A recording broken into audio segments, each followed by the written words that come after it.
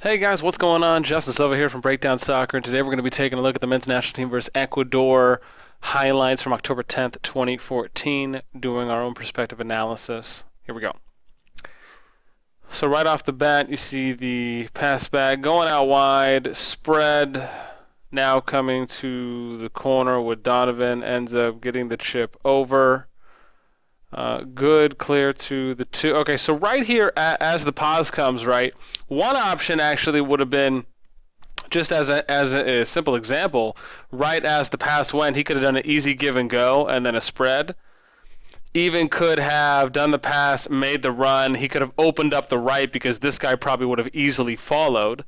But again, right, good positioning here from this player. And I would say this is probably one of the first moments I've seen where there was actually quality positioning, because the player over here, which I can't see his number, but of course we just showed him, right, opens up in this space right here for an easy 1-2, right? Kind of almost like a power play, I would say, in hockey. But and then you also have this guy, which again, another option for this guy could have actually been just to run forward, and then he could have tapped it here and then hit it in on the corner. But regardless, even though there were a few other options there that could have been done too as well, I do like the good positioning here, and then you just see the easy right side of the net put back. And then as we move forward, okay, here we go. So it looks like Donovan again up the sideline, or no, excuse me, we're just seeing a replay from an overhead. Okay, let's go ahead and get to the next play here. Okay, so brings it out, ends up.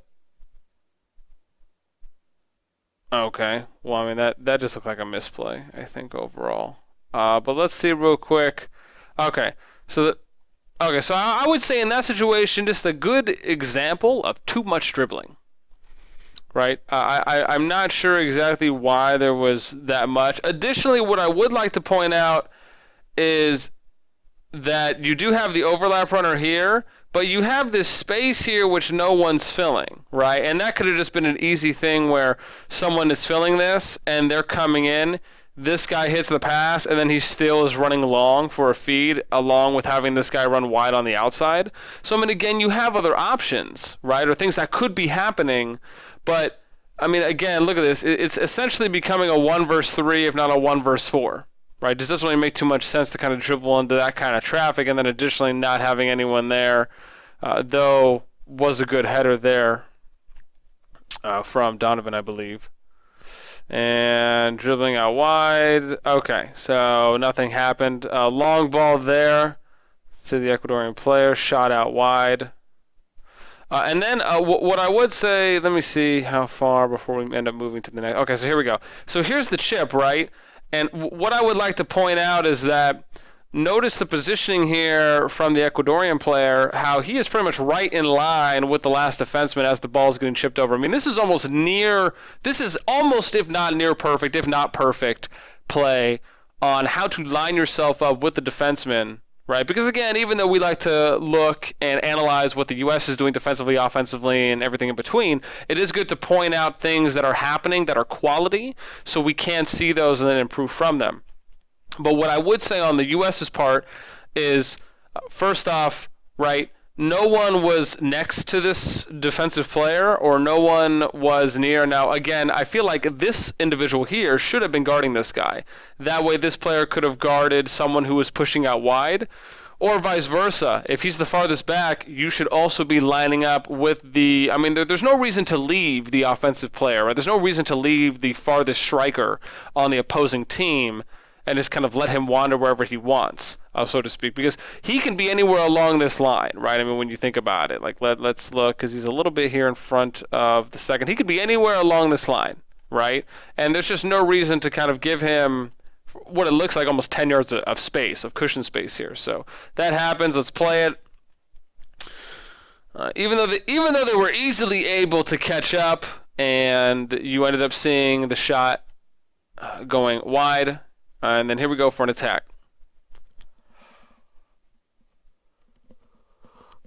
Ooh, oh man, and I want to point that out, just a great through ball there.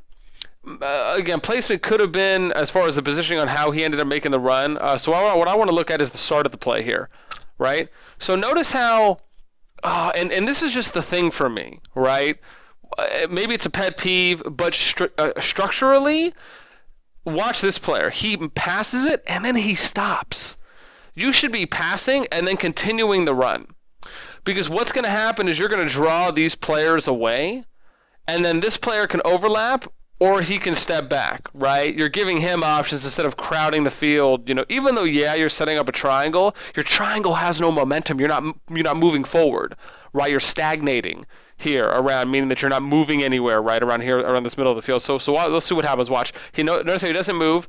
Even though, yeah, he's playing a supporting role, his position should have been over here, right? He should have been moving inwards to create more space. And if he would have done that right away, what easily could have happened, because, I mean, look at this guy. Totally doesn't see the U.S. player behind him. You could have easily seen a 1-2 through ball. Right? And man, it's like playing I was gonna say ping pong. It's like playing pinball is a great example of it. And again, that would have just been an easy option. Additionally, I don't know why number 21 either just didn't continue his run, because I would have continued my run. Even if he made the pass back, that still would have opened up 2 slots, one here, one potentially here. So he had 2 options, 21 did. Could have kept making the run, or he could have went inward for the pass back, and then just a great through ball here as he's running on the inside. And even if the through ball goes too far, this guy's already coming in. So, I mean, you pretty much have 2 potential winners there to get it. So it doesn't happen. He ends up making the run. Now, I want to point this out. Through ball should have been placed a little bit more. I mean, it was a good through ball because it was right at his feet, but this should have been a leading through ball, not an at the feet through ball. Meaning that the ball should have been landed. That should have landed if we can. Let me see if we can rewind here for a second, and then we're gonna play right here. Okay, so right as he makes the pass, he should have laid the ball pretty much on point in this direction, right? Because you have to assume he's going to be running at full speed. And you'll then notice as well that he has to end up slowing down the player, like right here. Yeah, right before he gets to the line, he had to slow down a little bit. Even though he probably could have taken an extra touch and then gone wide right, and maybe that could have, like, for example, right here when he pauses it, he could have actually taken maybe a dribble. But again, the reason why he lost, and just to point this out, he lost positioning on the ball when he received it, because of the fact that he had to slow his pace down, so it allows for the defensive player to catch up to him, right? And then he ended up body facing him, right, or body checking him in a sense. Well, I guess depending on how you're referring to that. I just refer to body checking as, he got up on him, and he was able to start applying physical pressure. That way, he ended up again losing that momentum, and he wasn't able just to kind of freely run past. So, okay, here's the next play.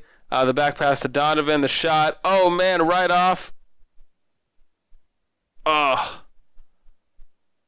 Potential. Oh, man. Only if Donovan would have got right back up, then there could have been a potential for a header in.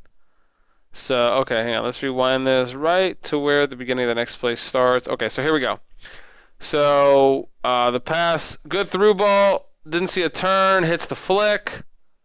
Donovan maybe could have taken an extra touch. I would say the point was okay. Should have got right back up because, I mean, there was an easy opportunity here for a through ball. I mean, again, you had a lot of space that was right here. I mean, right? So, easy through pass that could have happened, yet didn't. So, which is a big reason why, even though last game, still got to fight all the way through. Okay, so I don't know why they're showing these twice in a row. But, okay, so here we go. Attack. Ooh, ends up going all the way around. Might actually get the touch. He does. He ends up getting in front. Oh, and then just had a great block there as well. Now, I want to rewind this to where the flick happened. Okay, so there's the out. There's the ball. And okay. In this situation, right, I easily see what the defensive player did. So right here, he actually just tries to hit the ball, and he just missed, right? I mean, he just flat out missed the ball there when he was trying to flick it out. In that situation, though, he either just could have ran his right hip into it and then pushed the ball out wide, which would have been, easy just pushing it out that way. Or he could have just ran onto the ball and let the ball settle in front of him, and this guy could have just pushed out wide. And this guy could have pushed out wide too as well. And in a sense, as a teammate, right, as another player, you should have been instinctively thinking that for when he's going to receive the ball, right? How are you going to support your teammate when he's in this situation, right? Because he's already close enough. I don't have to worry about 2v1ing this player in a sense. What I need to be worrying about right now is how am I going to help my teammate get the ball out of this danger zone. And that's easy. Again, you push out wide, so when he gets control of the ball, he can just push it out to you, and then if this guy goes, then you back up. Right? I mean, again, thinking about those things, I mean, this guy, I would say this guy still should be running back and semi-close, but the moment it looks like your teammate is positioned, that's when you should be instantly going out wide. And right here, again, he overstepped the ball, and then you just, but then, of course, goalie on the good luck there. So here we go, the attack, the through ball there. He ends up hitting it long. LD gets the tap. The shot could have maybe taken an extra touch too as well, instead of shooting it from, I would say, that far out. I want to point this out too as well, right? Easy through ball here from LD, and then he could have either done the give and go, or he just could have hit it, the turn and the shot, since his teammate was in a way better position than he was to take a shot, and that just could have been an easy feed off, right? So it doesn't happen. Okay, let's fast forward. Okay, so here we go. Just gotta make sure we get to the rest of the highlights here. Okay. So here we go. About 11 minutes in right now. Okay, so through ball there. Oh, man, I just want to put this out. Man, that was awesome what the guy just did right there. This is number 23. Okay, let's go back, because what he just did right here with the little flick, right, where he does kind of like a flick run-on, or a run-off, better yet, was just quality. So here we go. Oh, now, in this situation, I actually would have liked for the ball to be kicked past him, and for him to run on the outside of this player. So in a sense, for the through ball to be made, and then for him to like run around and do it that way, that to me seems as though that would have been the more higher percentage play, just because he would have caught this guy off his feet, or better yet, off guard. Though the pass was still good. It should have been paced a little bit more and a little bit more to the right. But notice how he hits the easy right flick on, and then almost an easy put in there from the U.S. But doesn't end up happening. So, even a potential run on there. Could have even number 2 there. Could have even taken an extra touch. Of course, easy to say that after the fact. But again, it's all about being in the moment, right, and thinking. So there you go with the flick. Oh, to 15, maybe right corner, possibly just a little bit late there. But that was actually, pretty much near perfect play. I mean, I don't really know how you could write that any better. He hits the flick there, easy run on. Maybe, only thing I would have said is maybe if the first touch out would have been a little bit better, then he could have taken the shot maybe on the second touch instead of the third. Probably the only thing I could think of even to say in that situation. So easy flick. Oh! Just either poor touch or just shanked it, who knows. But right there. So close. It was a good cross. Probably just could have paced it too. I mean, even whether he just pulled it back and then done something else. I mean, again, I'm just a big. Again, good look though. Just missed. Yeah. For myself, definitely bigger fan of, instead of always trying to push in crosses, which again they're not bad, but the way I look at it is that if they're already crowding the box, then you shouldn't be putting a cross in, because you're just throwing up a 50-50. And I would rather play a through ball in through 1, 2, 3 combo, through combo passing to set up an easier goal, and then push the defense out. Because there's no way you're going to have a over 50% chance of hitting a cross in, especially if you're not already winning the foot race down the field. Shot there from the Ecuadorian player. A little too far out, so not too sure. Easy flick there. It goes around. Luckily ended up with the ball, but good dive save there from the U.S. player to get the clear. Okay, we're coming back around now. And is anyone opening up here for the yellow? No one's even in the corner running for flag. No one's running for a through ball. And he just put, that was dirty. That was actually a good shot, to be honest. I think I should replay that because that was sick. Strike back right corner. Not really too sure how much you could do about that, but let's see if they slacked here. So, okay, yeah. A prime example of what happens when you're playing a zone, or just, first and foremost, most soccer teams usually just play a zone, right? They don't really play too much man-to-man. Because if they were playing man-to-man, you would not have you wouldn't have 8 players potentially covering 3 to 4 yellows. It just doesn't make sense. And what happens is that when you're leaving people open with a big foot, like this Ecuadorian player, which I can't see his number right now, right, or anyone else like that, you're just opening them up to really, in a sense, you could almost say this is a 50-50 shot, even though the percentages are probably a lot lower based off how far he is. I mean, I would probably say this is maybe a 20 to a 25% shot. As far as percentage of actually not only going in, but then just maybe a 50-50 for hitting on bar. So, or excuse me, on goal. But, and I only say that just because of the pressure. I mean, yeah, he did get a good first touch, so I mean, you know, maybe there's a little bit of a higher percentage, but this is still a low percentage shot in general, regardless of specific numbers or not. There's just no reason to have 8 white shirts protecting 4, right?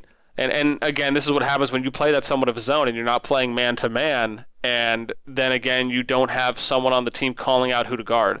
It doesn't really seem like anyone's doing that. And for me, I would love to have a mic over there, you know, very similar to how you hear it in football, right, where you have just that super high-quality mic that's right above the field where you can hear what they're saying, because I would love to hear the communication coming out from the team, because to me it just seems as though there is either a supreme lack of communication or maybe near non-existent communication when they're on defense and there's supposed to be a captain or someone telling them, hey, who to mark up. And again, that's one of the big reasons why I love comparing it to basketball, because when you see that man-to-man defense, you know, being ran, well, first off, right, it's easier to run a zone in basketball, right, because you have a smaller court, bigger field in soccer. So. Let's see if there's going to be another play. Okay, another play here, right? So that's just one of the big reasons why a zone just doesn't work when you have a super, super big field. So there we go with the touch off there from 23 with the tap. Oh, man, here we go. We'll see if it's going to... Oh, yeah, that probably should have been an easy finisher there. And let me see here. So simply put, right when he comes in, I don't know why he didn't hit the pass off quicker. Actually, I know why. He didn't lift his head up. That's exactly why. So if we look at that one more time, right, pay attention to his head right here. Looks down, head looking down. Then he slightly looked up right as he got to the goalie, or right there in the goal box, right? His head should have been looking up the moment he had the first touch off of after he won the ball in that scuffle. Additionally, number 10 should have been running a little bit faster to keep up with him because he was a little farther behind. But regardless, 23 didn't look up. And that's what happens when you don't look up. So we're about 18 minutes into this one. This is the most recent national team friendly for the U.S. men's national team versus Ecuador from October 10th, 2014. Highlights of the game. And again, this is me, Justin Silva, also known as Breakdown Soccer, giving you my own perspective analysis on the match. If you enjoyed the video, be sure to shoot me a thumbs up. Feel free to leave a comment down below if you'd like to have a discussion about anything I talked about, or comments, feedback on my analysis of the match. I definitely enjoy and love talking soccer strategy, anything and everything that has to do with it, with anyone, so feel free to contact me if you like, with all my information that can be found in the description box down below. I also do team and individual perspective analysis, so if there's any teams out there, clubs, colleges that are able to film their own games from somewhat of an overhead perspective, or even if it's just from sea level 6-7 feet high, I do also do analysis on those, and that's just simply with sending the file to me, and I'll do that. And if anyone out there is interested in that, again, please feel free to contact me, and I can give you details about that. I hope you guys enjoyed, and that's it for me. I'll catch you the next time either a new one is out. If not, I will be trying to put them out, I would say, around once a week, and it'll always be with a new highlight if the newest one is out. If not, I'll be going back to no more than like a month or two back from where we currently are, once a week if there isn't a new one out. And that's it. I'll catch you guys next time. Peace.